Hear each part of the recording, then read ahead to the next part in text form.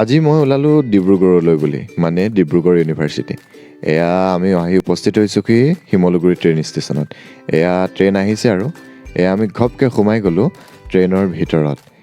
এয়া চাওকচোন, দেখিবলৈ পাইছে, বা সিহঁতে পঢ়ি আছে দেখোন। আজি মানে আমাৰ এক্সাম আছে আৰু বোলে সেই এক্সামৰ প্ৰাইজ মানিও আছে। সেই প্ৰাইজ মানিটো ইহঁতে ল'ব। এটা দেখোন টোপনিয়াই আছে। এটাই আকৌ মেজিক কিউব মিলাই আছে। মইহে এনে বেকাৰ বহি ভিডিঅ' কৰি আছোঁ। এয়া আমি এনেকৈ আহি উপস্থিত হ'লোঁ কি ডিব্ৰুগড় ট্ৰেইন ষ্টেচনত, আৰু অলপ দেৰিও হৈছিল। যেনে তেনে আহি ডিব্ৰুগড় ইউনিভাৰ্চিটিৰ ভিতৰত সোমালোহি। আৰু ডিব্ৰুগড় ইউনিভাৰ্চিটিৰ কেম্পাছৰ ভিতৰত সোমাই আমি আহি পালোহি মেথমেটিক্স ডিপাৰ্টমেণ্ট।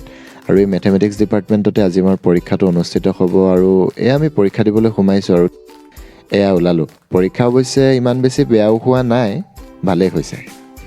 অলপ ভোকো লাগিছিল, সেয়েহে তাৰ ইউনিভাৰ্চিটিৰ কেণ্টিনতে আমি গোটেইকেইটা সোমালোঁ আৰু উঠিলোহি আমি টেম্পুত উঠিয়ে আমি কিছু নৈসৰ্গিক দৃশ্য উপভোগ কৰিবলৈ যাম। এয়া চাওকচোন, কি ধুনীয়া এটা অস্তগামী সূৰ্যৰ দৃশ্য।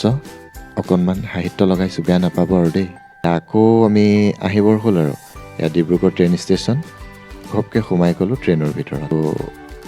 আহি পালোহি শিমলুগুৰি ট্ৰেইন ষ্টেচন, য'ত আজি আমাৰ এই জাৰ্ণিটো শেষ হৈছে আৰু ভিডিঅ'টো